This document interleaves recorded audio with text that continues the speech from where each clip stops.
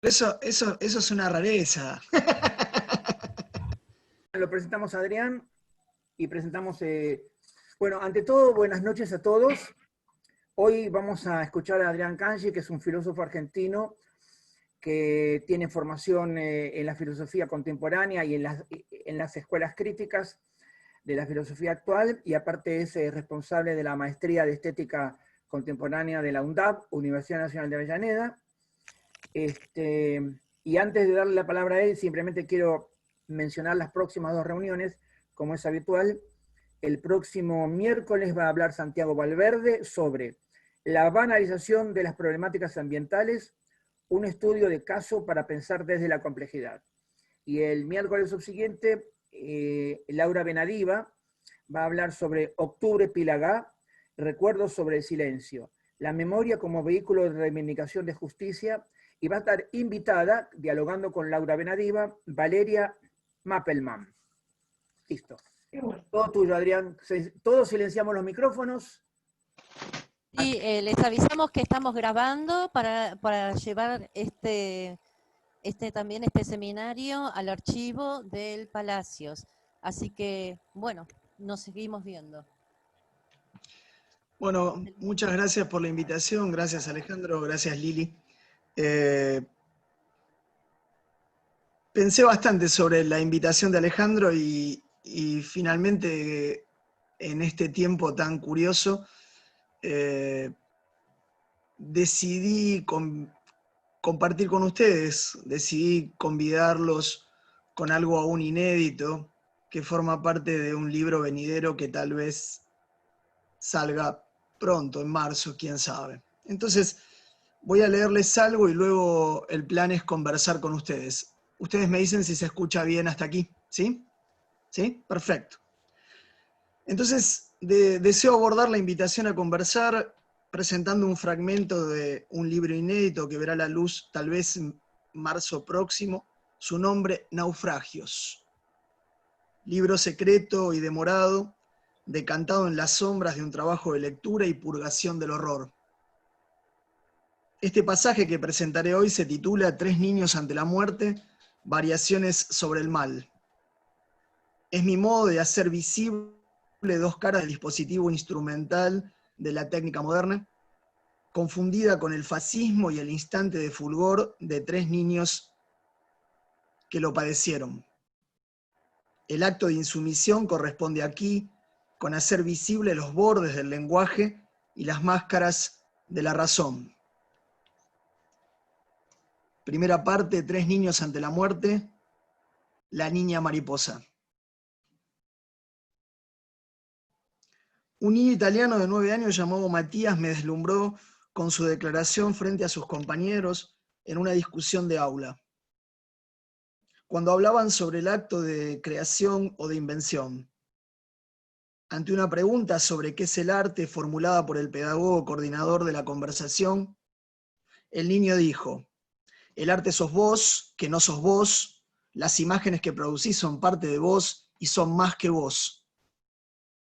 Declaración inquietante y lúcida que nos enfrenta al porvenir de las imágenes que fabricamos y que nos exceden. Pero la declaración de este niño está escrita sobre el secreto de un dibujo de otra niña. Una niña de 11 años checoslovaca, Marika Friedemanova, quien dejó una serie de dibujos antes de entrar a la cámara de gas.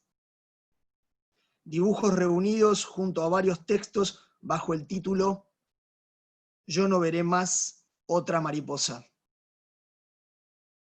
Título del libro inspirado en el poema La mariposa del poeta checoslovaco Pavel Friedman, escrito a los 20 años, antes de morir el 4 de junio de 1942 en el campo de concentración de Theresienstadt.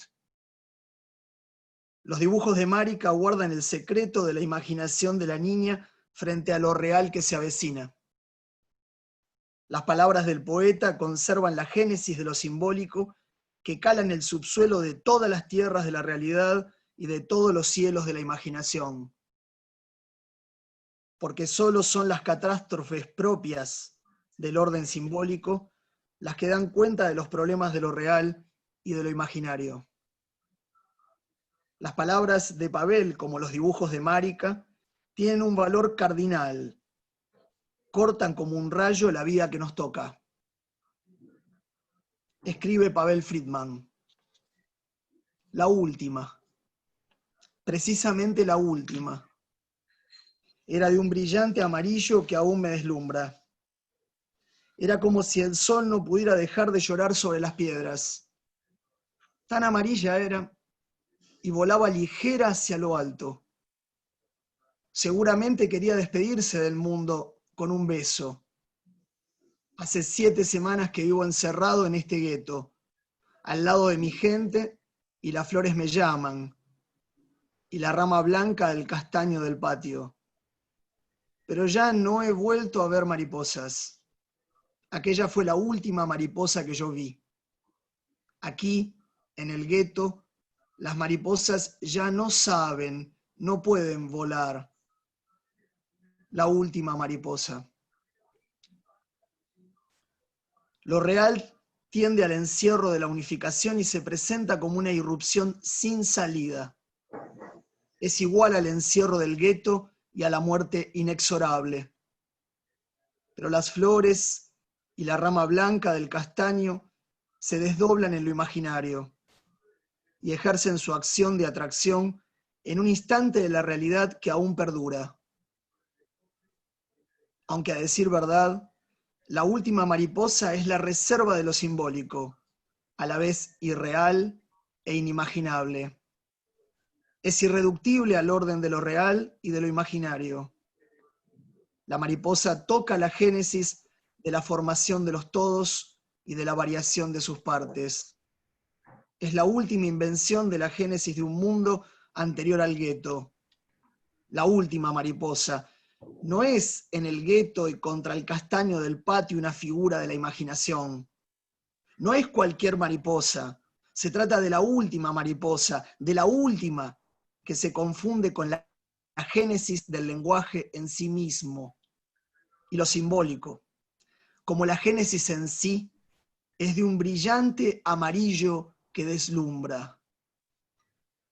Al disponernos ante el tiempo de cualquier imagen, nos encontramos frente a una huella, frente a la marca de una fuera del gueto, frente a un paso y a un pasaje que nos conduce por fuera del dispositivo del encierro.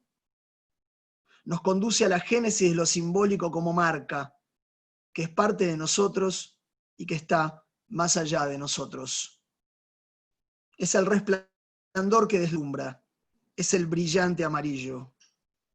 Al fin, la huella es lo que queda. Parece que es lo que más resiste al tiempo. A las huellas se las llama huellas materiales o huellas de la memoria. En ambos casos, las huellas duran lo que dura el cuerpo o el material que las soporta, lo que dura la génesis del brillante amarillo, que aún deslumbra hasta nosotros. Y allí tal vez comprendamos mejor por qué un concepto como idea es equivalente a la intensidad de un color. El hijo de la muerte. Una imagen irreductible me interroga. Se trata de la presencia de una mirada sin palabras, de una mirada negra como un estilete, que zanja los pocos sonidos inarticulados que en intervalos salían de su boca. ¿De qué remoto lugar provendría la fuerza de esa mirada? ¿Quién tendría el terrible privilegio de ver en la oscuridad de unos ojos la naturaleza incurable de la ofensa a la vida? Solo una mirada de dolor insondable, proveniente del nervio mismo de un horror sin nombre, tendría la fuerza silenciosa frente a cualquier palabra insustancial. En las fauces del campo grande de Auschwitz, el nombre de un niño aguijonea a los vivos en un espectáculo funesto. Su nombre es Urbinek. Es el nombre del resto viviente en las fronteras de lo humano. Es el nombre de un niño de apenas 3 años que nació, vivió y murió entre el gris de la nieve y del cielo. En ausencia de nombre y de lengua materna, los prisioneros liberados por los rusos lo dotaron de aquella investidura humana con ese nombre, nombre proveniente de sus propios gemidos y balbuceos.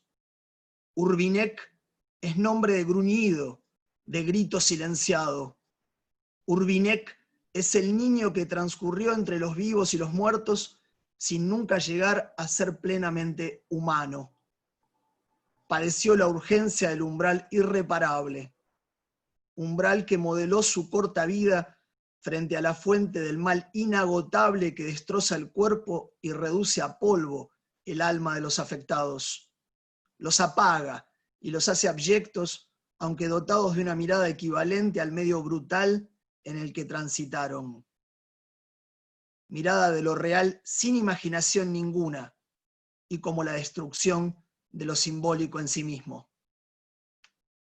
Primo Levi, testigo sereno del horror de los campos de exterminio, aunque obligado a saltar por las escaleras por una deuda siempre pendiente con los que no sobrevivieron, vuelve una y otra vez sobre la figura de Urbinek.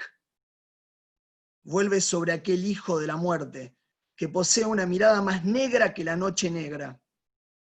Estaba paralítico de medio cuerpo y tenía las piernas atrofiadas, delgadas como hilos. Pero los ojos perdidos en la cara triangular y hundida, asaeteaban atrozmente a los vivos, llenos de preguntas, de afirmaciones, del deseo de desencadenarse, de romper la tumba de su mutismo. Esos ojos negros en busca de palabra tocan con violencia, desmantelan la distancia propia del ver, aquella separación de la visión medida y mensurable. Tocar con esos ojos negros como estiletes impedía que la distancia de su mirada le devolviera lo que la propia distancia y ausencia de palabra le habían quitado. Si la vista se ejerce invisiblemente en una pausa donde todo se retiene, parece que esta mirada más negra que la noche negra solo funciona por todo aquello que se nos escapa. En Urbinek insiste el intervalo entre el gesto del cuerpo y el silencio de la palabra, que para la humanidad significa privación en el instante de la imagen imposible. Y parece en la descripción de Levi tocar la relación inmediata con un mundo sin palabra, con un mundo de lo real al desnudo, sin cobertura de la protección imaginaria y de la génesis del lenguaje en sí mismo. El que vivió y murió intentando hablar, alcanzó a tocar mirando el cuerpo de unos hombres de moral abatida. La atribuida como severa expresión de su mirada no cesó de interpelar a los hombres en su abismo. Urbinek, el hijo de la muerte sin palabras, poseía una mirada salvaje y humana, tan impersonal como la muerte y tan humana como un despojo, que interpeló a la humanidad desde el silencio forzado. ¿Quién podría enfrentar el dolor de Urbinek? ¿Quién podría acercarse a sus ojos colmados de horror? Otro niño llamado Herek, de unos 15 años, un joven robusto húngaro que había logrado sobrevivir al infierno, atendía, limpiaba y arropaba testarudamente a Urbinek. Intentaba transferirle su lengua como un don que le devolviera rasgos de humanidad ante la desolación de la barbarie. Herek creyó escuchar una palabra que jamás sabremos. En uno de sus intentos para arropar a Urbinek, alucina, o tal vez escucha, pronunciar una palabra. Palabra de la génesis de lo simbólico que no pertenece a lengua alguna, pero que indica su única posibilidad para entrar en el mundo de los hombres. Más allá de la alucinación de Herek, instante de un único fuego en la noche helada y sin afuera, el triunfo del soplo se extinguió. la vida del espíritu como palabra no llegó a Urbinek, quien muere en el hálito de una única palabra imposible. Levi lo sabe de cara a la Gorgona. Nadie es el verdadero nombre de aquel niño que instaló la presión impersonal y humana de su mirada. Auschwitz, la ciudadela infernal que lo vio nacer y morir en los primeros días de marzo de 1945, dejó pasar el intervalo de una mirada negra sin palabras, la mirada del dispositivo de la muerte en serie, la mirada donde se extingue lo simbólico. Bajo esta imagen de vaciamiento, en la que el lenguaje nunca llegó para transmitirnos la ilusión de que las cosas pueden verse por todos lados, Levi nos muestra que en ausencia de habla, la visión que toca y corta desde la muerte no está liberada de sus limitaciones.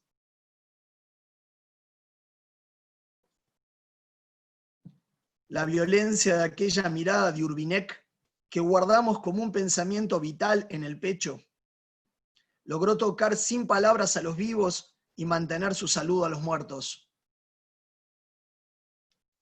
Mirada desesperada para los vivos. Mirada que buscó en el balbuceo del gesto de una única palabra que nunca arribó. Buscó la tumba de su mutismo como secreto negro de la noche negra. Buscó el sepulcro vacío para la pregunta sin fin de los vivos. El niño que camina sobre el agua. Un relato me deja sin aire, sin respiración, se dice. Una experiencia eriza mi piel. Entré a las capuchas de la Escuela de Mecánica de la Armada, EXMA, con los arquitectos que colaboraron con las organizaciones de la memoria para su devolución a la sociedad civil. Estaba vacío el sitio y me guiaba una sola pregunta. ¿Dónde estuvo Pablo Míguez? Su nombre camina por esta tierra arrasada. Su nombre, el del niño torturado y desaparecido a los 14 años, sintetiza todas las violencias. La del concentrado del horror de los centros clandestinos de detención argentinos. Recorría el espacio antes de la apertura al público en un vértigo que cambió mi cuerpo. Temí no ser digno de esos pasos.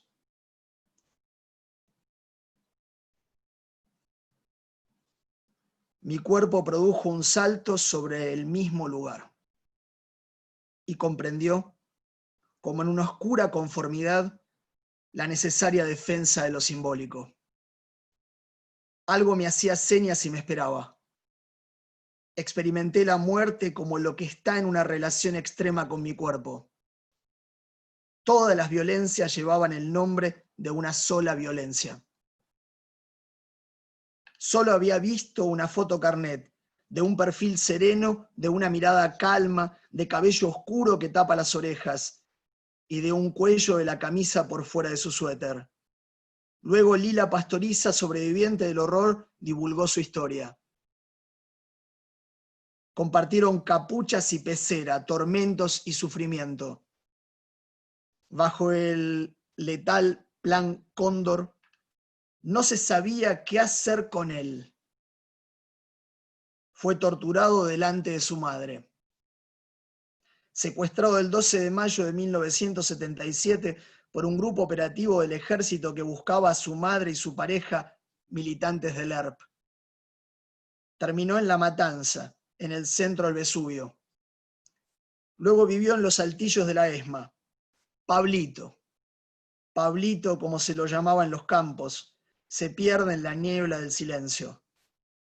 Nunca se supo si desapareció en Valentina Encina o en los vuelos de la muerte. En vida, los últimos pasos libres de Pablo fueron la escuela en Lomas de Zamora y el industrial en Avellaneda, interrumpidos en la noche del horror. Si llamáramos dolor a estas fuentes que ocasionan el sufrimiento y reserváramos este término para aquello que proviene de la negación patológica del dolor, que encubre el mundo por una ilusión de felicidad total, como si sus causas pudieran ser abolidas, quizás concluiríamos en que la disminución del sufrimiento implicaría un duelo, el de la felicidad, el de un cuerpo eterno y sin mácula en una naturaleza pródiga, bajo un sistema de relaciones sociales armónico y completamente racionalizado. Pero el tiempo presente parece detenido ante el dolor porque se hace presente en el instante y no permite imaginar futuros ni recordar pasados. El dolor construido en presente es siempre físico, duele en el cuerpo como un tajo que hiere la unidad imaginaria que somos, y la hace estallar en fragmentos en la génesis misma de lo simbólico. No hay palabra ni imagen que pueda recubrir ese agujero de carne que el dolor abre en el cuerpo. Frente a esa imposibilidad de que lo simbólico haga su trabajo de duelo, lo imaginario multiplica desmesuradamente sus veladuras. Dolor es el nombre de huellas, cicatrices, rastros, restos, por los que aparece o desaparece la posibilidad de un mundo. Reconstrucción del retrato de Pablo Míguez, de la escultora Claudia Fontes. Abre en 1999 el siglo XXI desde el Parque de la Memoria en nuestras costas rioplatenses de barro y plata. Así como la memoria popular lo conoce, mira la línea horizonte desde su figura flotante, fija u oscilante sobre las aguas del naufragio argentino. Al mirar la reconstrucción del retrato de Pablo Míguez, siempre de espaldas al espectador, indicando la dirección del naufragio y negando el rostro del niño desaparecido, se actualiza en la memoria aquel otro nombre del niño Urbinek, aquel que desapareció sin haber aprendido ninguna lengua. Sí, mis amigos, la vergüenza de ser hombres. Es el otro nombre de la banalidad del mal. Es la especificidad absoluta del dolor que singulariza. Y cuando éste se hace inhabitable, nos rodean e insisten los lenguajes intolerables del sufrimiento como miserable compensación que impiden por su veladura cualquier pregunta en carne viva, en el borde incluso del sujeto o de su propia expulsión. El sufrimiento produce sentido de lo desposeído cerrándose sobre la primera persona, justo allí donde el dolor abre el cuerpo a lo inconmensurable, porque desmemoria y lo hace remitiendo solo al vórtice de la herida. Entre el mirador y las espaldas de la escultura de Fontes en el Parque de la Memoria, en esos 70 metros que median entre el retrato imposible y la mirada, encontraron su lugar las cenizas de madres de Plaza de Mayo. Ampliando por la acción de la comunidad el sentido de la obra, al mismo tiempo que desobrando el lenguaje del arte por el llamado ético, siempre político. La transformación del lugar por una pasión comunitaria, quisiéramos, tal vez, pudiera vencer a las prácticas del odio. La negatividad que el dolor abre funda un lugar y un lenguaje, porque toca el secreto del cuerpo y el sinsentido, y sólo así se potencia y transforma en un lazo comunitario. Ante el dolor no se trata de identificaciones, ni de compasiones o de empatías. Se trata de hacer en común, más allá de cualquier comprensión última, y por fuera y aún en contra de toda lógica de la comunicación dominante. Y es desde el seno de esa comunidad imposible y desde la absoluta soledad que el dolor conduce a la producción de un mundo, pero solo después de que ha muerto toda afirmación del sentido como trascendencia, porque su viabilidad histórica ha sido mutilada. Por eso, la más mínima huella del dolor sin sentido desmiente cualquier pretensión de una filosofía de la identidad. Dos caras del dispositivo. mal radical. En una carta a Wilhelm Fleiss el 6 de diciembre de 1896, Freud escribe: ¿sabés que trabajo con el supuesto de que nuestro mecanismo psíquico se ha generado por superposición de capas? Porque de tiempo en tiempo el material existente de huellas némicas experimenta un reordenamiento según nuevas concernencias. Una inscripción, amigo. Lo esencialmente nuevo en mi teoría es entonces la tesis de que la memoria no existe de manera simple sino múltiple, registrada en diferentes variedades de signos. Así pues, las imágenes del recuerdo no son reflejos invariables de la vivencia, sino un producto de una construcción compleja del aparato psíquico. Estas huellas están sometidas a una transformación incesante por las condiciones sociales y políticas del medio. Las constelaciones y relaciones de la experiencia colectiva modifican su aspecto constantemente. De este modo podemos decir que el aparato psíquico sigue un complejo movimiento temporal, por medio del cual lo posterior también constituye a lo anterior. Esta tesis de Freud es equivalente a la que sostiene Avi Warburg en su libro Atlas Mnemosyne de 1929. Tesis que marcó la intuición y el rumbo de nuestros contemporáneos. Los cuerpos sin duelos de estos niños, y con ellos, los de toda la humanidad, dejaron entrelazados en mí una imagen huella y una imagen tumba, como últimos recursos de lo simbólico. El diagnóstico sobre la banalidad del mal, que Hannah Arendt traza después del juicio a Otto Adolf Eichmann, dirigente del sector 4B4 de la Oficina Central de Seguridad del Reich, único organismo destinado a la orden explícita de la eliminación total del adversario judío, ha sido considerado, tanto para el siglo que nos antecedió como para el nuestro, tan capital como polémico en relación con nuestras matrices perceptivas. Recibe aquí toda mi adhesión a su aguda percepción histórica. Arendt no minimiza el crimen, sino indica que hemos cruzado el umbral. Señala que desde 1961, momento del juicio en Jerusalén, y con las fábricas de la muerte en serie a nuestras espaldas, hemos perdido nuestra sensibilidad para el mal, nuestra libertad respecto del mal. No se evoca en su obra, y tampoco en este texto sobre el juicio, ningún pecado original sino un mal absoluto, que se sustrae al entendimiento humano. El mal absoluto o la banalidad del mal, como la concibe Arendt, es el eclipse de lo simbólico en sí mismo. Toda génesis del lenguaje es interrumpida cuando pensar solo es el corolario de obedecer. Y esto quiere decir que un hombre es igual a lo administrativo como un procedimiento instrumental técnico que opera funciones aunque incapaz de discernir. De este modo se indica una cristalización histórica y política para reducir a los cuerpos a su condición de superfluos por una organización sin límites.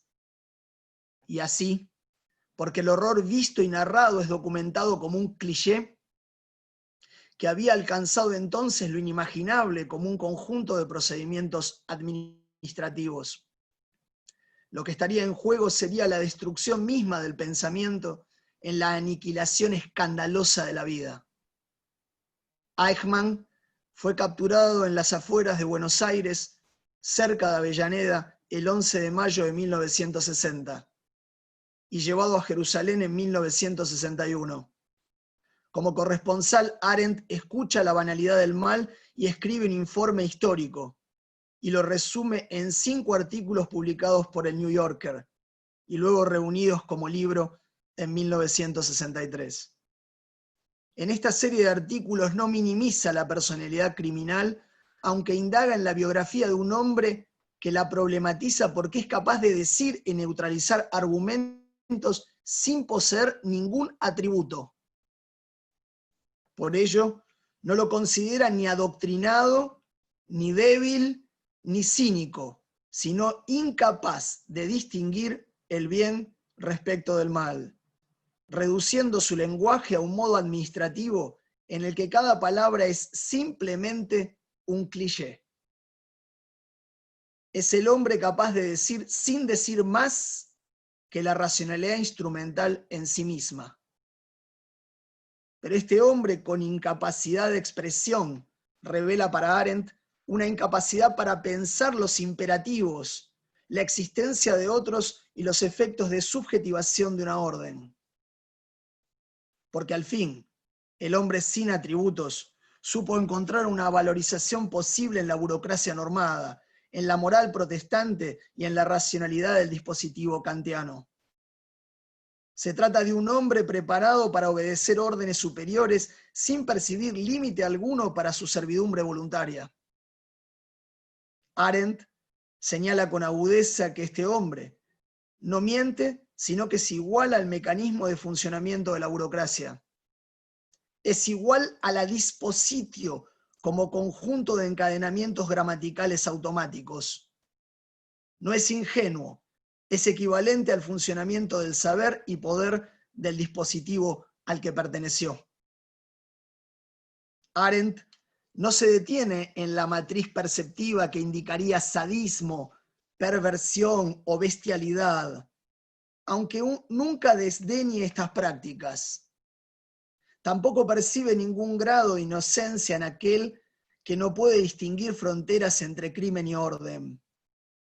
Por ello, su mirada sobre los crímenes de Eichmann equivale a enfrentar lo indecible, porque superpone el impensable crimen contra un pueblo y contra la humanidad de cualquier pueblo. En estos argumentos, la maldad humana resulta entonces tan terrible como impensable y se confunde con el imperativo convertido en cliché de la propia razón. Es así que el tacto de corazón de Arendt se coloca en la distancia irónica que evalúa el aburrimiento extremo de la escucha del burócrata, como quien evalúa los principios o los fundamentos que activan los efectos de la maquinaria organizada en la pura ausencia de pensamiento de un mal administrativo alemán. El problema que aborda entonces es el del individuo horrorosamente normal, que jamás se arrepiente porque sus crímenes equivalen a la propia realidad. Aquel capaz de la erradicación del pensamiento o de cualquier otro, de la renuncia a pensar más por docilidad que por alienación. Aquel capaz de mostrar la evaporación de lo simbólico en sí mismo. Eichmann, como un personaje de Dostoyevsky, es ese tipo de criminal confundido con una realidad sin afuera. Y esta es la más aguda intuición de Kristeva. Alguien culpable por haber obedecido en un dispositivo donde la obediencia se considera una virtud. Se trata de una violencia que se confunde con la razón instrumental, como si se tratara de un Kant incorporado, usado, extremado y deformado hasta el asombro administrativo. Esta declaración de Eichmann lleva a pensar a Arendt que el mal administrativo es solo la manifestación temporaria de un bien concebido, creído y querido como racional, confundido con el dispositivo. ¿Con qué fundamentos entonces piensa Arendt el mal como una manifestación temporaria de un bien disimulado? Es fiel a una concepción de un mal impensable que liquida lo simbólico. Y por ello revisa la fórmula más duradera en Occidente. El mal solo sería un modo negativo del bien y el bien podría provenir del mal. Revisa los efectos platónicos en el cristianismo y sus metamorfosis hasta Hegel y Marx. y llega a pensar el ser como significación confundido con el sinsentido. Su problema desemboca por fin en la idea, la de la sustracción del mal en la filosofía occidental. Y por ello es posible Eichmann, porque el olvido del ser forma parte del ser, sobre todo si el ser pierde su constitución simbólica. Después de la banalidad del mal se abre un dilema, porque pensar y actuar han quedado confundidos, superpuestos y anudados en el dispositivo. Y entonces, actuar en Eichmann equivale a una obediencia sin pensamiento. Y desde allí, todo pensamiento que se precie intenta separar el pensar del actuar, con todos los riesgos que esto implica, para indicar la fabricación serial de lo viviente como automatismo ciego. Y lo hace, según Arendt, como juicio. Y este sería su problema político, la defensa de la capacidad de discernir y de juzgar. El mal está enraizado en el goce de la confusión con el dispositivo, y por ello es un problema escópico, que atañe a lo visible y lo decible, a lo invisible y lo indecible. Y de este modo habría una oscuridad primordial en el corazón mismo de los funcionamientos instrumentales con anterioridad al obrar subjetivo.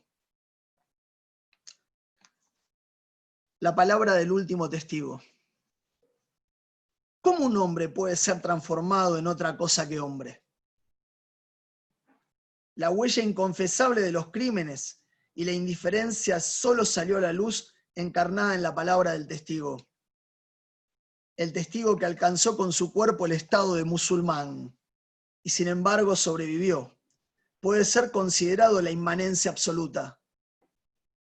Ese cuerpo que nadie podía ver, lo otro extremo de la humanidad desaparecida, aquel que vagaba como un fantasma entre la vida y la muerte. Si esto es un hombre, de Primo Levi, de 1958, abre el peregrinaje desgarrado del testigo. Crónicas del mundo oscuro, de Paul Steinberg, de 1996, es el último y más demorado testimonio de un sobreviviente. Entre ambos se teje una tensión y un diálogo, pero sobre todo una potencia que desmonta los argumentos del revisionismo. En el capítulo Los hundidos y los salvados, Levi describe a un compañero del comando de químicos, lo llama Henri, y le asigna unos 22 años de edad, de extremada inteligencia, habilidad de lenguas y una cultura científica y clásica envidiables. Afirma también que posee una teoría orgánica para huir de la aniquilación sostenida en la organización, la compasión y el hurto.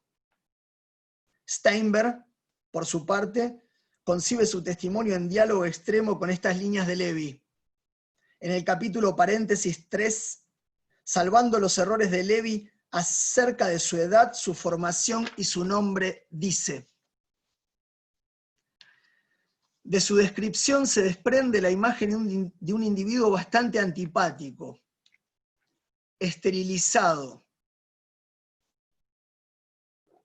cuya compañía le parece ciertamente agradable, aunque no experimente el menor deseo de volver a verle jamás.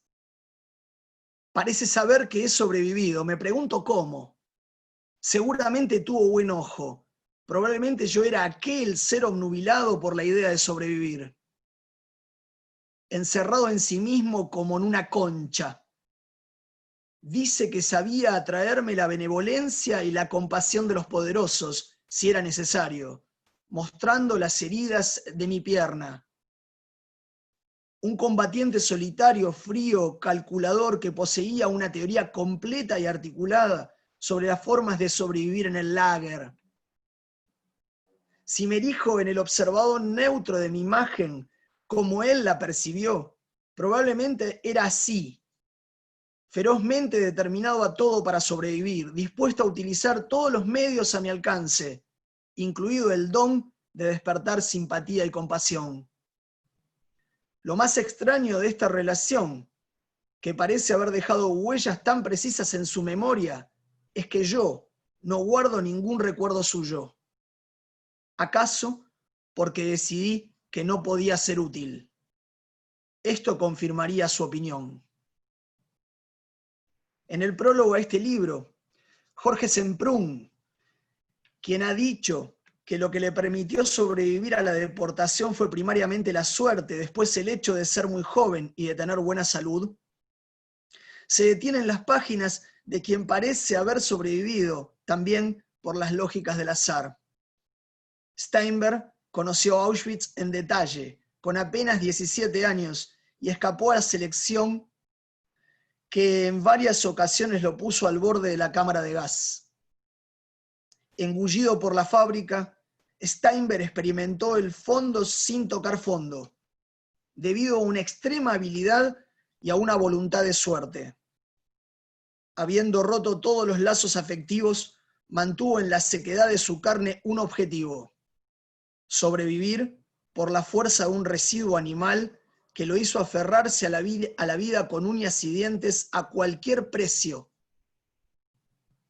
Luego de afirmar que la prueba de los campos eliminó a los indestructibles, a los hombres de acero, a los héroes puros y duros, Steinberg sostiene que solo una flexibilidad de contorsionista y un gusto desmesurado por la vida, junto al abandono de toda la gama de los sentimientos humanos, amistad, compasión, solidaridad, le permitieron adaptarse al modo de vida de la fábrica.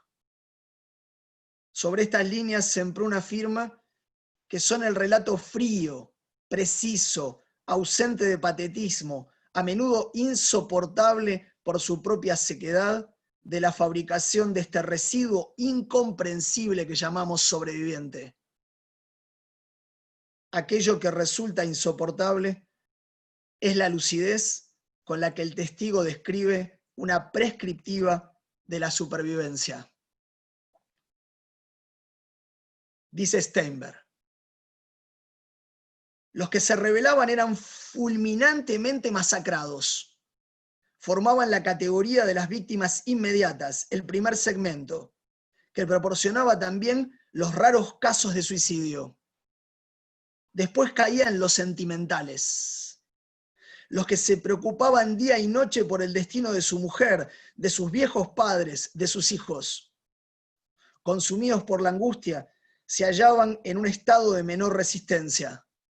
Otra categoría estaba formada por los desesperados, los pesimistas, los que no veían una salida, los faltos de energía vital. Se dejaban morir pasivamente, por degradación progresiva hasta la selección final. A todas luces, los factores materiales también tendrían su importancia. Las condiciones de trabajo en primer lugar. Sobrevivir supone para Steinberg transformarse en un mutante o, en sus propias palabras, el retrato de un robot, la otra cara del dispositivo. Una tipología o clase que no se puede llamar humana, porque es un compuesto entre las lógicas del dispositivo llamado fábrica y el abandono de los sentimientos humanos. La adecuación al insulto y los golpes, la degradación de la dignidad como principio, no permitían personalidades demasiado estructuradas. La miseria física, la muerte de los sentimientos, la parálisis del pensamiento son la antesala de la muerte del hombre. Los que se rebelaron públicamente, los sentimentales, los pesimistas, los que no encontraron una estrategia que los aliviara de las condiciones de trabajo, fueron los que enfrentaron cara a cara a la Gorgona. Steinberg resulta contundente. Esta especie mutante en que nos hemos convertido, como un residuo de extraña amalgama, injuzgable, habitante de la zona gris, desarrolló una flexibilidad inédita, una mutabilidad inesperada, una forzada transformación en otra cosa. Y recuerda, ¿cómo es posible sobrevivir ante el peso de estos enunciados. Ustedes, dentro de 6 semanas, seréis todos musulmanes. De aquí solo se sale por la chimenea. Último fragmento y culmino para que conversemos. De una fábula de la ebriedad o del castillo de Barba Azul. Cada documento de cultura, sabemos, encubre un intervalo de barbarie. Como supieron verlo con agudeza Barbour y Benjamin, no hay posibilidad de algo luminoso sin que el monstruo cohabite en las parcelas de humanidad, con la singularidad de una crueldad específicamente técnica, que simultáneamente promete la sobrevida mientras aniquila la vida. La historia se cierra sobre la singularidad funesta del siglo XX, como el tiempo de lo impropio que determinó a las parcelas de humanidad abrazar un destino paradojal y trágico. Tan viejo como el propio mundo. Uno y otro profeta anuncian algún final, una degradación de la naturaleza o un inminente fin del mundo. Desde Plinio el Viejo y sus diagnósticos de su historia natural, hasta Émile Cioran y sus consideraciones agónicas en sus confesiones y anatemas, auguran desastres, que solo espíritus amargos lanzan al porvenir para estremecer nuestra percepción. El hombre va a desaparecer, o mejor aún, como escribe Cioran, debe desaparecer. En el tiempo de la muerte técnica e impropia, conviene recordar el modo con el que George Steiner llamó al siglo que nos antecedió, en el castillo de Barba Azul. Vale preguntarse por qué el agudo ensayista evoca esta figura expresiva y enigmática a la vez, para dar cuenta de la experiencia del mal radical. En el relato Barba Azul de Perrault, hay algo inexpugnable y refractario que parece imposible de ser reabsorbido por la humanidad. El relato narra la promesa de Barba Azul a su mujer recién casados. Le desea, ante un imprevisible viaje, una prodigiosa vida alegre en su ausencia. Para ello, le entrega a la dama sus bienes, la extensión de sus dominios para asegurarle su existencia de placer en la faz de la tierra. Le entrega así la llave maestra de todas sus habitaciones, el oro, la plata y las joyas como prueba material de la felicidad prometida. Ante su ausencia, su mujer podía usar e ingresar sin límite ni prohibición en todos los bienes y habitaciones, salvo a un único cuarto prohibido expresamente por Barba Azul.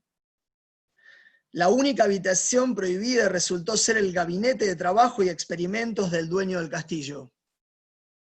El pequeño gabinete, que está al fondo de la galería de la planta baja, atrajo a la dama entre todos los bienes por su expresa prohibición.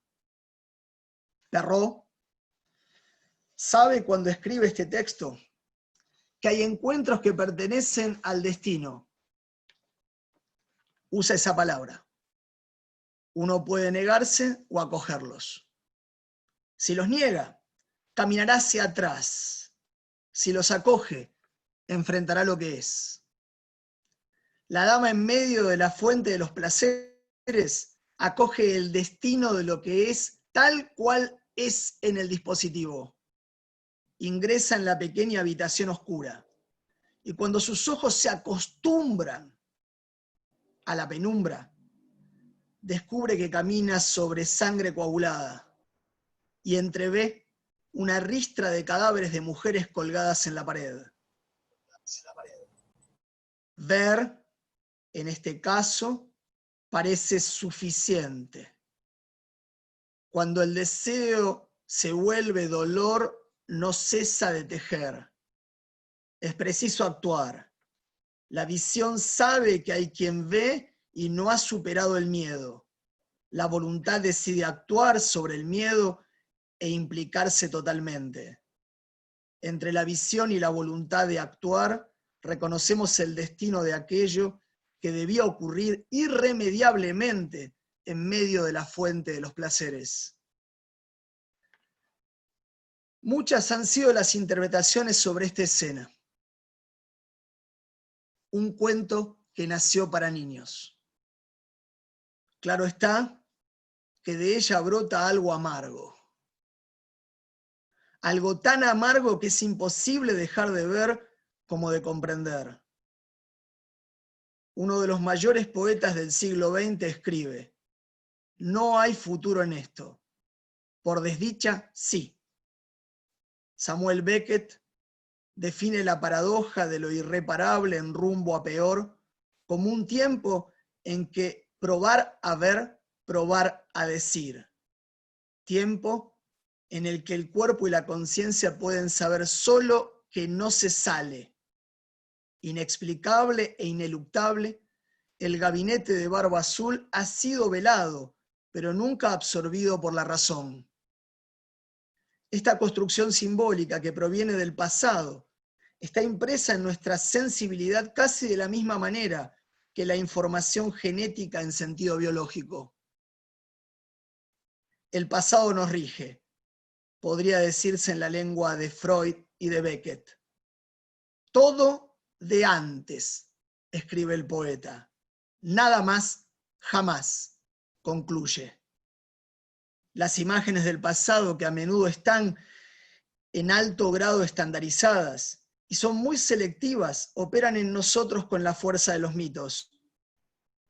El pasado nos rige, aunque no lo haga en un sentido literal. Todo de antes, escribe Beckett, y prefigura en nosotros el gabinete de experimentos de Barba Azul. Tal vez porque sabe que en el relato del daño como historia natural es posible decir nada más jamás. El gabinete de Barba Azul está impreso en la humanidad como una imagen anticipada que expresa el núcleo irreductible del siglo XX. Y con ello, de toda la Ilustración, de toda la llamada modernidad. En la medida en que radicaliza una visión trágica y acentúa un estado de embriaguez que nos condujo a las postrimerías del último hombre y nos dispuso ante ningún lugar a donde ir. Comprendemos por qué Cioran cambia de parecer en su anatema. El hombre va a desaparecer. Entre tanto, he cambiado de opinión, escribe, debe desaparecer. El deseo de muerte que nos llevó a lo inhumano de las crisis de nuestro tiempo se halla, como sostiene Steiner, en la larga paz del siglo XIX y en el centro mismo de la compleja estructura de la civilización. Tal vez pueda atribuirse, como lo han hecho una y otra vez los espíritus selectos, al ennui descrito por Baudelaire o a la noia expuesta por Antonioni. La lúgubre apatía se llamó a estos términos. La lúgubre apatía crecida al costado de la civilización en la larga paz del siglo XIX fue tomando el sistema nervioso central de la razón del siglo XX a pesar del relato negro de la Ilustración. El tedio, fruto de la lúgubre apatía, escribe el poeta en Las Flores del Mal, para presentar un claro elemento corrosivo del soporte simbólico de la cultura y de la fe en la autorrealización del espíritu. Supo otorgarle coherencia rectora a la razón ilustrada. Tedio será tu nombre. Después de haber visto el ensangrentado gabinete de las experimentaciones de la razón, solo me restan preguntas para culminar. ¿Quién puede sostener que la ciencia prolongó la vida y mitigó el dolor? ¿Qué multiplicó la fuerza solidaria de los músculos humanos y aceleró la movilización planetaria con vistas a la cooperación universal? ¿Qué iluminó la noche con el esplendor del día y suministró nuevas armas al guerrero para desocultar prodigiosamente la tierra y el cielo para la realización humana? ¿Quién cantará, como antaño al progreso, como un camino a la fuente de los placeres y un fruto al alcance de la visión humana?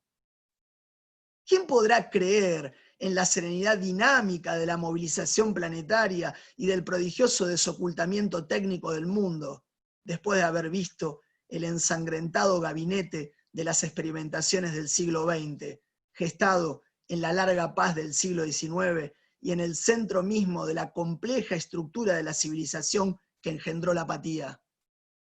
Al fin, mis amigos, mis amigas, ¿quién puede ver en el progreso una razón ligada a las necesidades de los hombres y mujeres y no un ciego dispositivo cuyo mecanismo guarda su propia lógica, como dice Arendt, independiente de la razón de su funcionamiento? Entonces, la angustia sucedió al terror y el silencio al silencio. Solo me resta, solo tal vez nos resta, el sepulcro vacío para la pregunta sin fin de los que se creen aún vivos. Gracias por la escucha y la amabilidad. Bueno, Adrián, en principio te agradezco muchísimo en nombre de mis colegas del profesorado y mío, tu exposición que me ha resultado superior, digamos. Bueno, está abierta un poco preguntas, intervenciones. Tenemos un tiempo para quien quiera pedirle a Adrián que les desarrolle algún punto o dialogar con alguna de las ideas que dejó él. Así que quien quiera exponer algo, preguntar algo, o pedirle que abra alguno de los muchos temas que nos expuso, tenemos un tiempito. Quien quiera, pregunta. Si no, yo tengo un comentario, pero bueno, me gustaría que no sea el primero.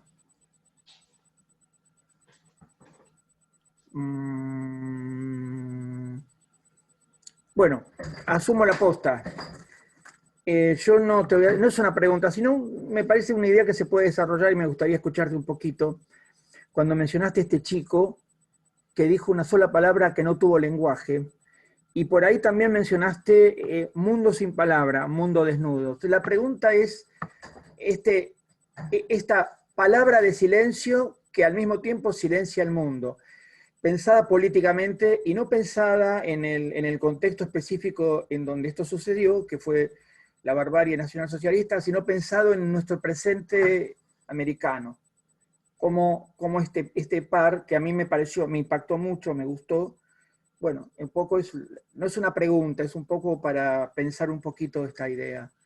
El silencio de una palabra que no tiene lenguaje, como hay muchísimos que no tienen lenguaje para poder decirse, pero que al mismo tiempo desnudan el mundo, ¿no? Bueno, gracias nuevamente por la escucha. Piensen que me hubiera gustado conversar, pero me demoré mucho en el último mes y medio imaginando compartir con ustedes algo radical de la experiencia de mi escritura. Es ese trabajo de fondo. Y entonces la pregunta, el fondo del comentario, la reflexión que hace Alejandro es central. Hay una tesis fuerte en este capítulo de este libro y es una tesis de todo el libro. La conversamos una y otra vez con nuestra amiga Alejandra González, que está escuchando. Es una tesis que da vuelta, pero es una tesis que encontré en el secreto oscuro de Cara al Horror y en ningún otro lugar. Solo en la memoria de centenares de libros de testimonios de los campos encontré la posibilidad de la defensa de lo simbólico como génesis del lenguaje en sí mismo.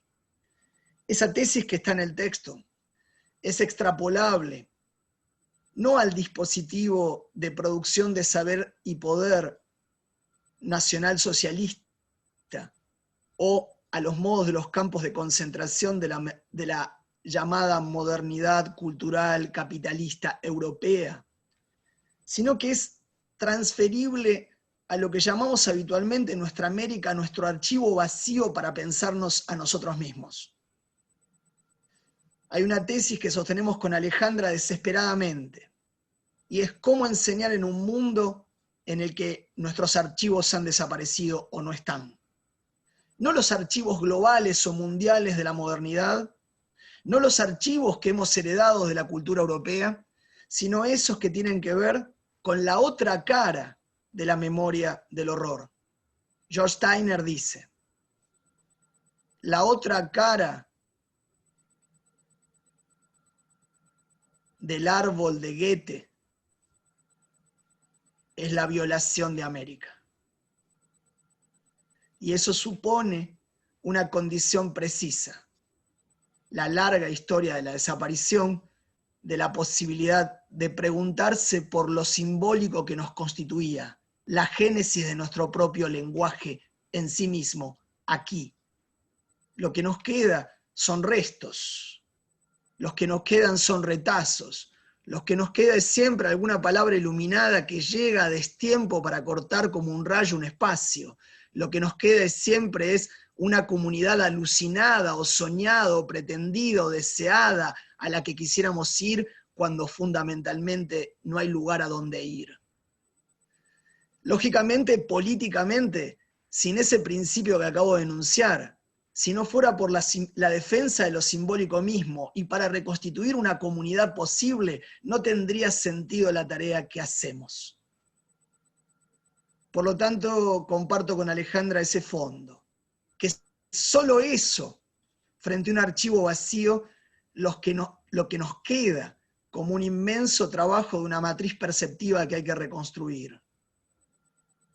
Ese es el borde del lenguaje que nos queda, en la larga tarea para deshacer el lenguaje que nos constituyó, colonizó y formó. Pero lo que quiero decir es que el principio que estaba en la base de lo que les leí podía ir desde una niña checoslovaca a un niño argentino. No son universales esos niños, son universales concretos, singulares y localizados. No poseen una misma categoría común, son la inmanencia de una vida irreductible.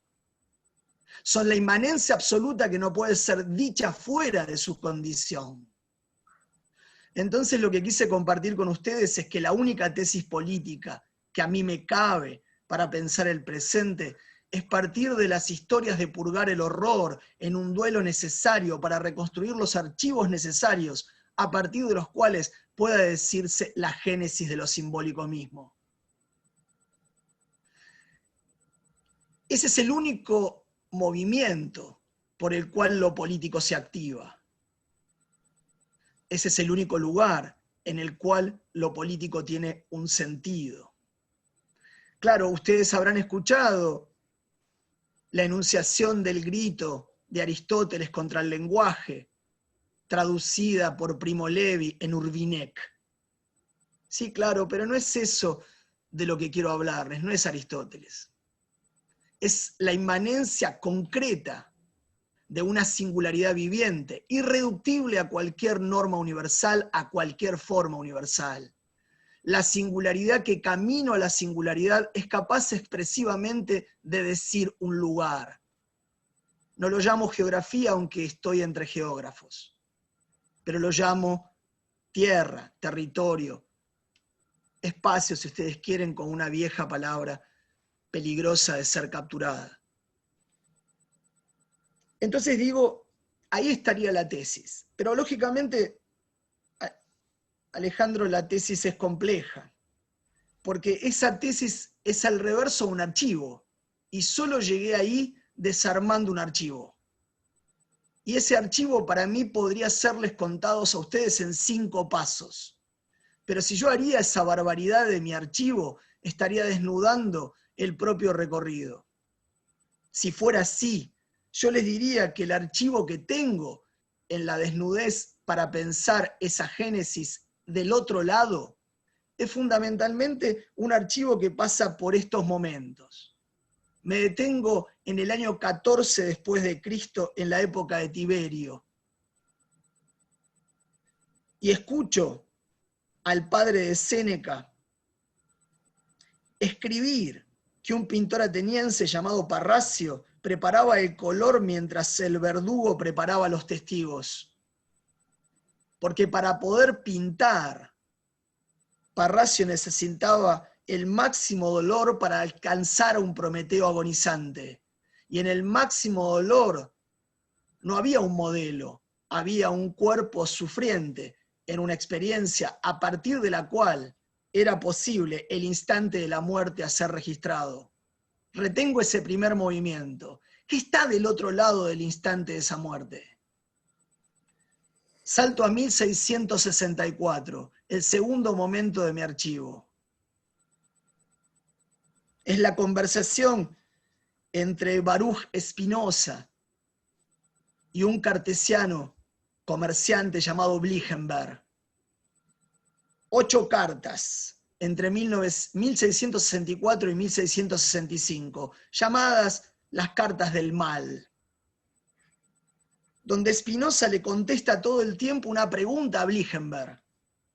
Blichenberg le dice: ¿usted, filósofo, puede distinguir el crimen del acto justo? Esa es la pregunta del comerciante. Ojalá tuviéramos esos comerciantes hoy. Un comerciante cartesiano que hace la pregunta de fondo. Es la pregunta que Schelling le hace a Hannah Arendt. ¿Usted puede distinguir el crimen del acto justo? Y Spinoza responde de una manera inédita en este segundo pasaje del archivo. No hay mal en general. No hay mal en sí.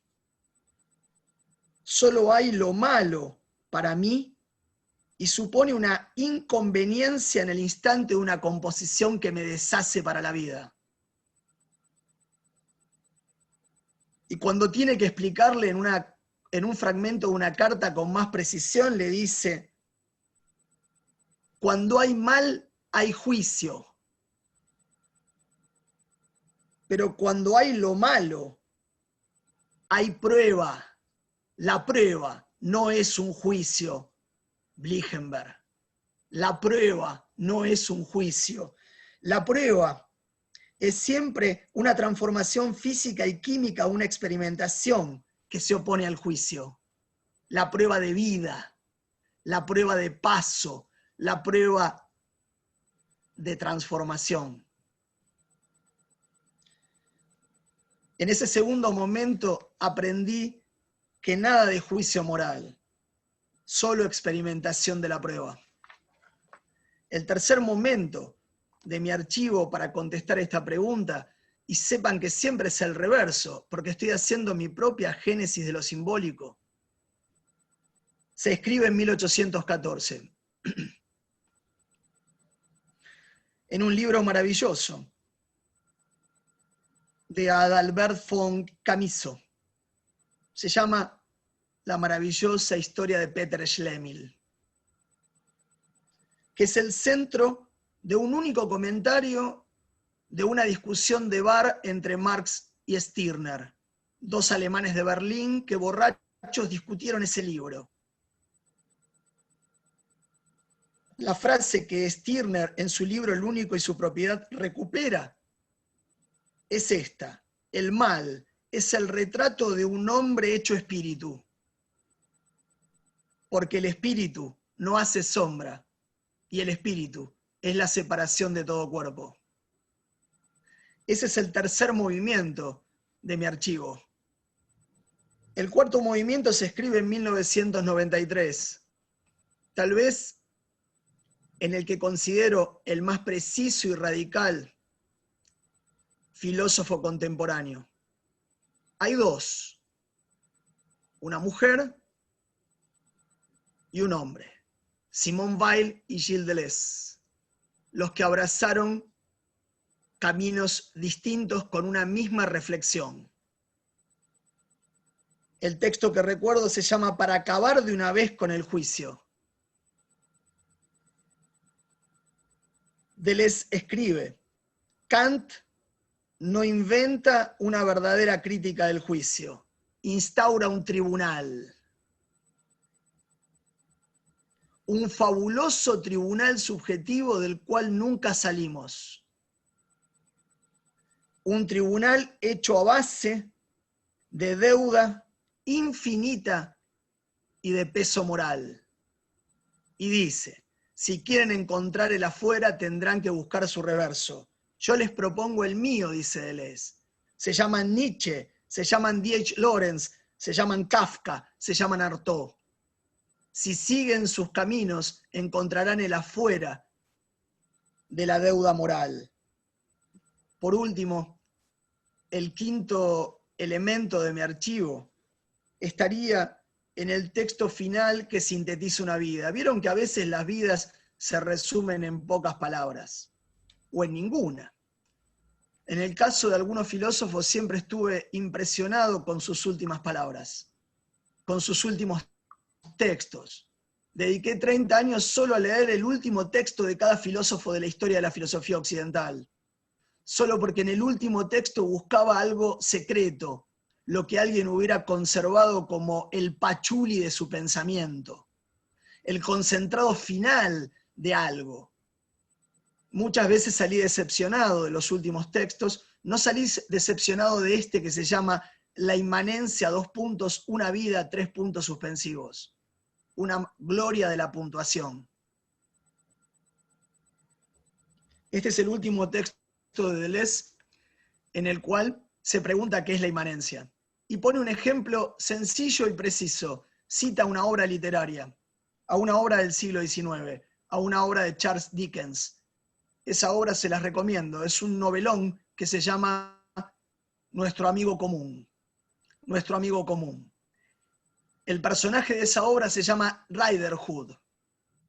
Es un señor comerciante, parece que para la comunidad en la que vive, extremadamente horrendo, malvado en cada acto que profiere, extraordinariamente abandónico de su comunidad. No lo llamaría individualista, sino absolutamente perverso en los actos de relación con los otros, con lo cual no habría categoría política para encuadrarlo. Solo uno podría decir que Riderhood para esa comunidad es lo que nosotros entendemos como un fascista. Pero en un momento determinado, en el capítulo 3 de esta novela inmensa, Riderhood cae al agua y se está ahogando. Y la comunidad, como es domingo, está paseando. Y en el momento en que se está ahogando, la comunidad podría haberlo dejado morir, y no es así. Alguien se tira al agua, lo salvan en la desesperación colectiva, y en la novela alguien dice esto. ¿Por qué? ¿Por qué si era un miserable?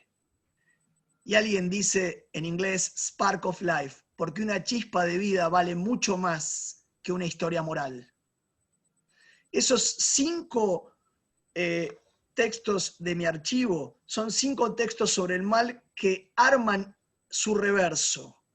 El reverso es pensar por fuera del instante de la muerte, pensar lo que es malo y descompone física y químicamente una experimentación que podría llamarse una prueba por fuera del juicio moral, entender que el puro espíritu es un camino de derrota para la experimentación de todo cuerpo, comprender que todo tribunal subjetivo es la miseria jurídica sobre la que nos hemos constituido y que una chispa de vida o un problema moral son 2 cosas de distinta naturaleza.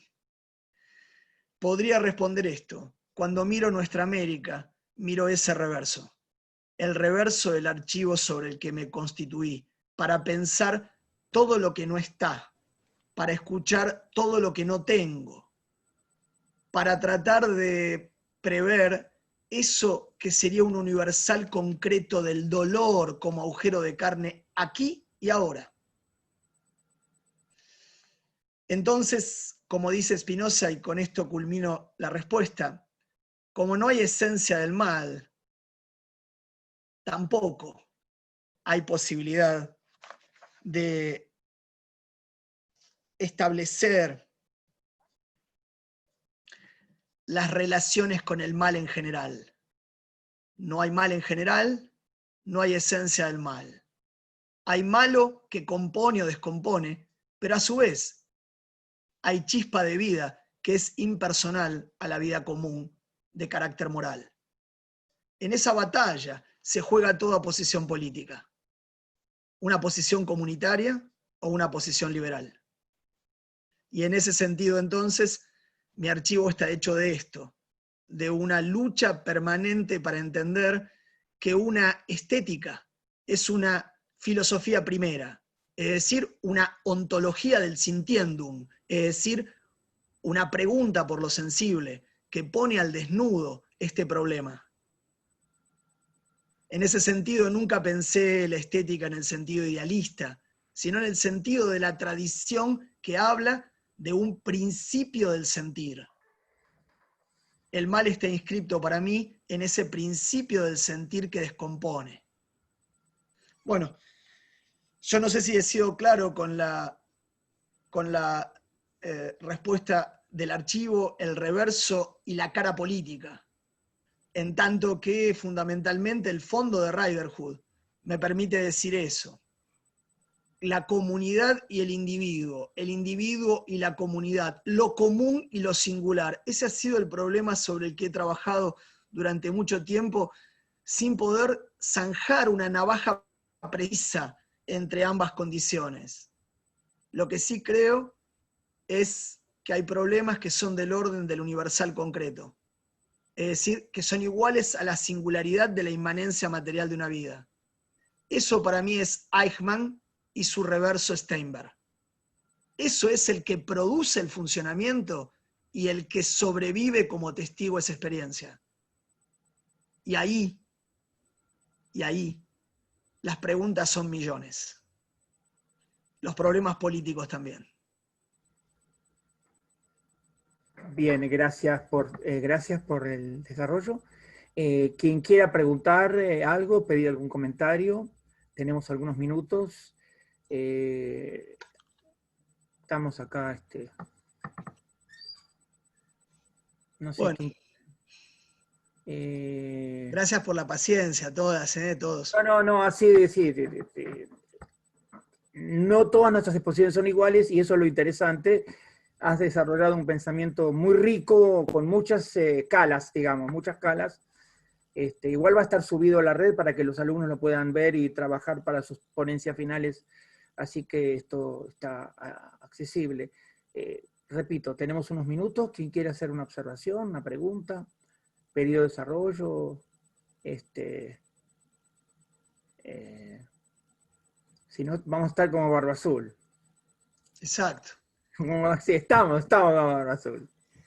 No, a mí lo que me gustaría pensar un poquito brevemente, o no sé cómo, pero sí pensar en esta construcción que vos planteás respecto a la conciencia gramática, ¿no? Y es una conciencia que fluctúa del lugar de tu proveniencia, o sea, concepto lengua materna, que Hanna también lo profundiza muy mal, lo plantea y lo instala también en esto de, bueno, después de todo ese horror, después de todo eso, ¿qué queda?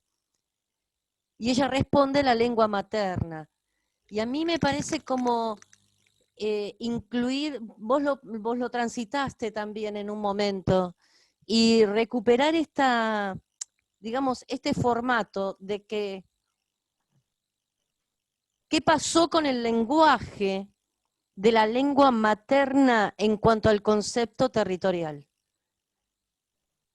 Me parece que es como, hay una ruptura muy intensa cuando vos llegás a decir, bueno, el tema de él, digamos, no sé, la invasión a América. Bueno, en este territorio de ruptura, ¿qué se encuentra, no?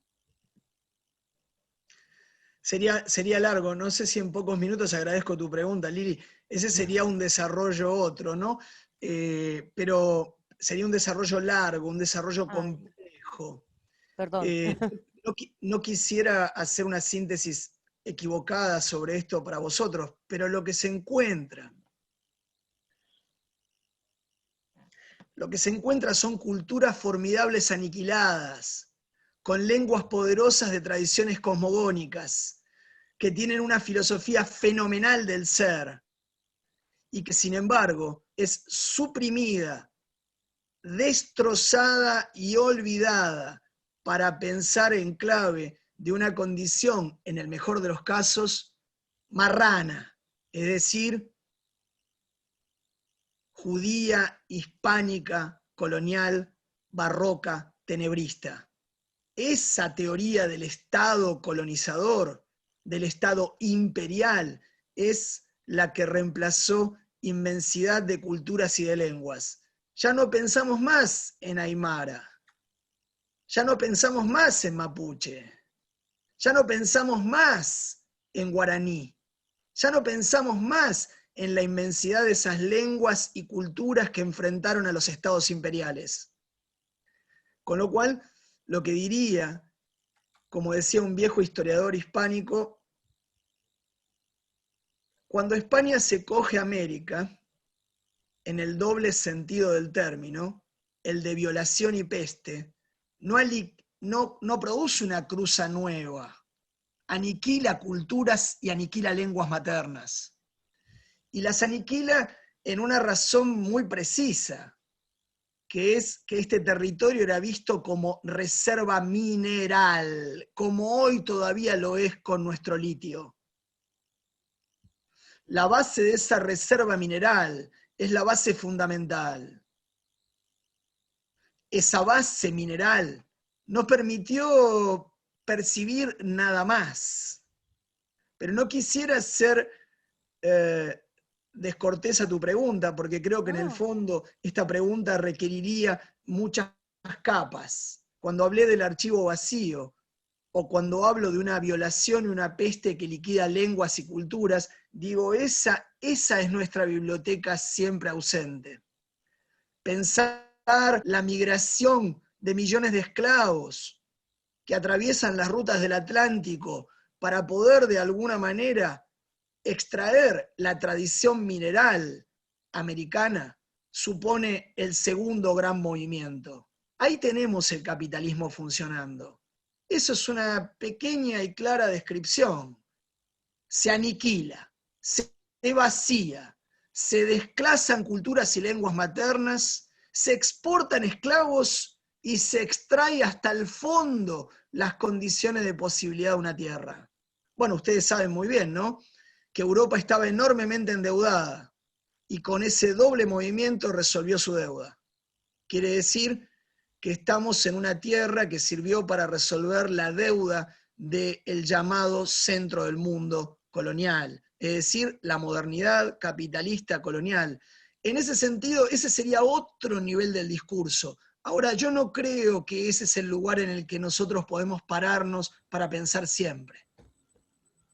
Tenemos que asumir que somos un entrelugar dramático entre bibliotecas de esa modernidad que nos colonizó, el desarme que ejecutamos para llegar hasta aquí y la enunciación impropia para poder decir lo que no tiene archivo.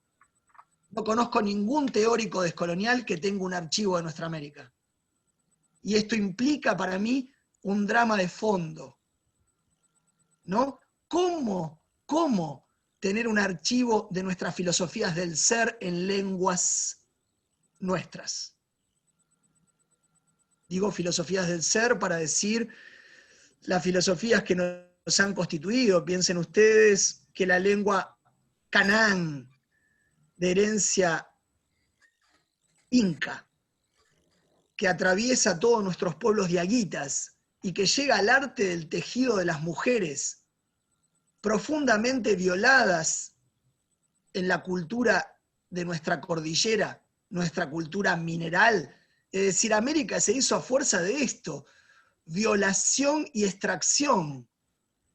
Esa cultura de violadores en lengua canán, aún existen las últimas tejedores argentinas que no hablan pero escriben en el tejido.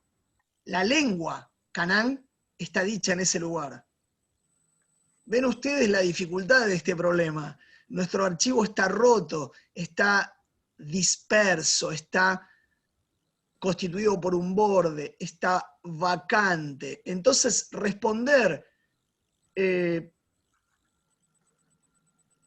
como han pretendido los teólogos de la liberación o los pensadores decoloniales, con una clara idea de desprendimiento para pensar lo propio, me resulta muy complicado.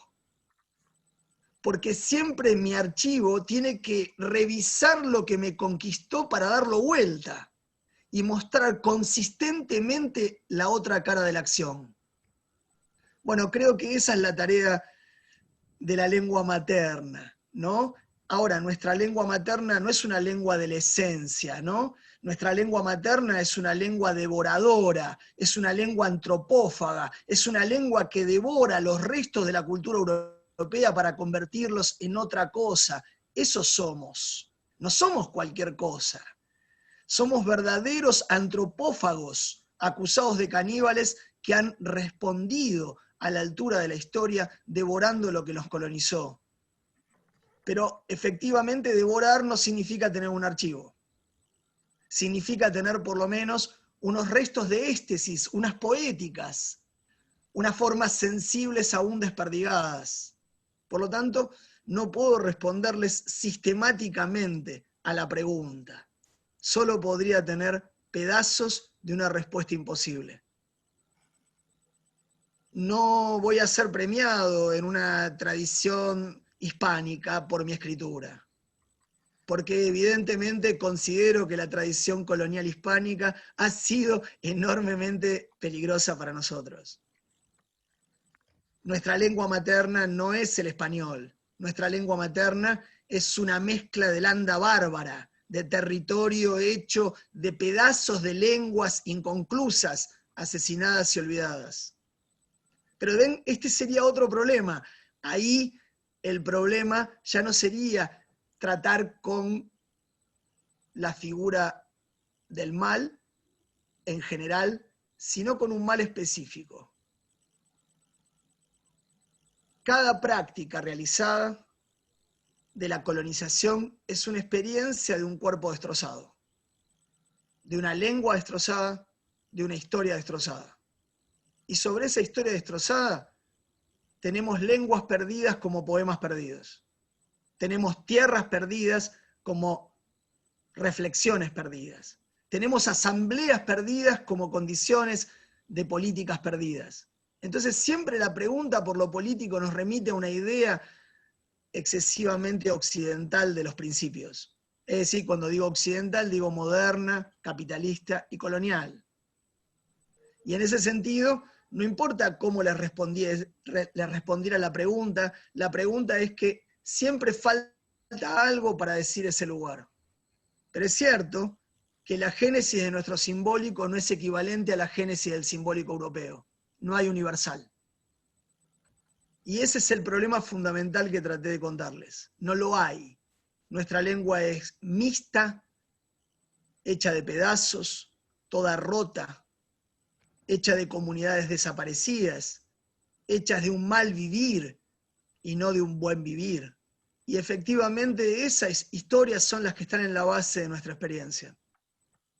Bueno, quise compartir ahí una respuesta que tal vez es tangencial respecto de la lengua materna, que tengo muchas otras cosas para pensar con vos, Lili, sobre esto, pero me parece que a la altura de hacia dónde fue Alejandro y dónde fuiste vos, me corrieron hacia este lugar en mi respuesta. Si tuviera que decir una respuesta más rápida sobre la lengua materna, diría que es la única capacidad común que tenemos, cognitiva y sensorial, para inventar un mundo sin que nadie nos tutele.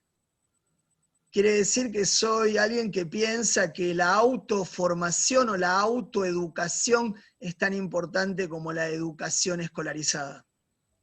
Y eso tiene que ver con que la capacidad cognitiva de la lengua no necesita una educación formal. Le otorga a quien lo practica en el común la posibilidad de un proceso enorme de invención de figuras. Ahora, lo que sí quería decir es que una cosa, como me señala siempre Alejandra González, que está escuchándonos, es decir gramáticas a decir retóricas. Las gramáticas siempre son del poder y siempre son humillantes. Las retóricas son siempre figuras de umbral y siempre crean posibilidad. si quieren defender algo, cuando defiendan lo simbólico, defiendan las retóricas que inventan figuras del porvenir. Y para eso hay que viajar a los pasados para poder proyectar. No tengo mejor respuesta hoy que esta. Seguramente con el tiempo y con los que me enseñan todos los días podré responder más precisamente o tal vez más agudamente al planteo. Yo les agradezco muchísimo, Alejandro, a vos, Lili, a Nancy, la invitación esta que compartí con ustedes. Les agradezco a cada uno de los que me han escuchado a esta hora de la noche.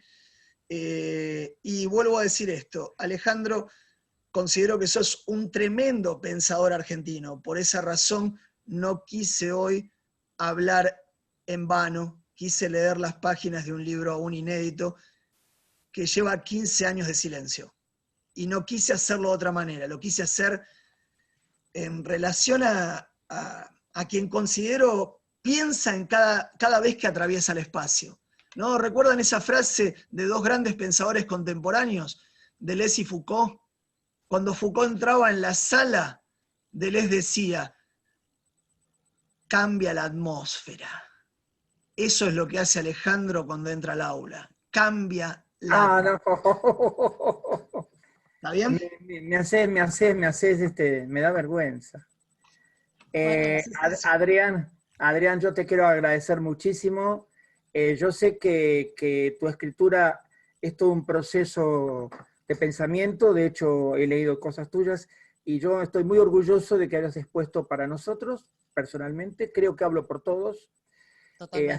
Así que desde ya te agradezco mucho que te tiraste la pileta, expusiste un texto tuyo inédito y me parece que eso es asumir los máximos riesgos y para mí es muy valioso eso. Simplemente aviso parroquial, comento las próximas 2 reuniones, ya que estamos por cerrar. El próximo miércoles va a hablar Santiago Valverde, un colega geógrafo, sobre la banalización de las problemáticas ambientales, un estudio del caso para pensar desde la complejidad. Y el miércoles siguiente va a hablar una colega nuestra, Laura Benadiva, que es una especialista en historia oral, y el tema de ella va a ser Octubre Pilagá, recuerdos sobre el silencio, la memoria como vehículo de reivindicación de justicia. Va a estar invitada para dialogar con Laura, Valeria Mappelman. Así que están invitados los próximos 2 miércoles y los subsiguientes. Después va a hablar Alejandra González, tenemos también a Alicia Toccoletti, a Silvio Uber y a Marcelo Troncoso. Estos últimos 3 geógrafos en distintos temas sobre mal y territorios.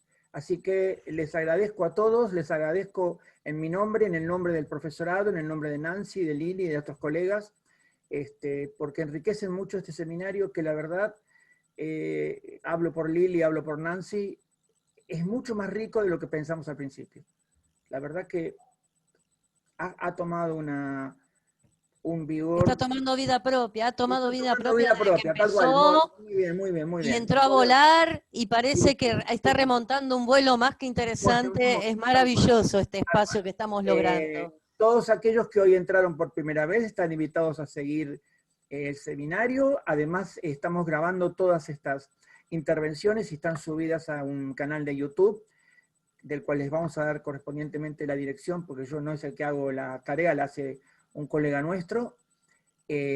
Así que quien quiera ver o bajar o descargar los videos, ya están habilitados y los pueden compartir en cualquier plataforma, en cualquier red social, porque bueno, eso es de uso público. Así que nuevamente le agradezco a Adrián en particular y a todos los que han escuchado, y nos estamos viendo la próxima semana, próximo miércoles. Están todos invitados, por favor, pasen los links, pasen los números de acceso a la sala de Zoom, porque nos gustaría que esto es un seminario de la institución para la comunidad. Así que todos los que puedan intervenir serán bienvenidos. Bueno, muchas gracias. Muchas gracias y les propongo que abramos los micrófonos y nos despidamos con un aplauso a Adrián, que nos dio tanto por hoy. Gracias a todos. Gracias Nancy, gracias Lili. Gracias Alejandro, gracias a todos los que participaron. Vi muchos amigos y amigas ahí, así que gracias a todos. Adrián, yo te quería pedir un pedido. Si vos pudieras enviarme para que yo le envíe a los que son alumnos del profesorado algunos de los textos que leíste, porque ellos tienen que hacer un trabajo práctico de evaluación. Eso es solo un requerimiento de los que son alumnos del profesorado, dado que este es un seminario dentro de la currícula. Si vos podés mandar alguna selección de los textos que leíste, yo te lo agradecería, yo los repartimos a los alumnos, para que tengan como un insumo para los trabajos que tengan que realizar al final. ¿Los textos del archivo que comenté? Los textos del archivo son los que... No. Es muy bueno lo que dijiste. Tuyo. Los textos del archivo son los que los alumnos tienen que hacer. La propuesta de nuestros alumnos es que escriban los textos del archivo que no tiene texto. Que pongan palabras sobre el silencio del archivo destruido por la expansión del imperio. Muy bien, es muy buena imagen. Chicos, a los alumnos nuestros, todos que están ahí. Llegó el profesor Miroli, chiques. Nos vamos. Llegó el profesor Miroli. Cambió la atmósfera. Cambió la atmósfera. Cambió la atmósfera. Sí. Gracias, Gaby. Gracias, Adrián. Impresionante. Gracias, muy interesante. Saludos. Chao. Gracias por venir. Chao. Gracias. Gracias por la invitación. Chao, Marcito, gracias. No sé cómo salir. Natalia, venís, acá no sé cómo salir. Yo ya cierro, no te preocupes. Chao. Chao, gracias.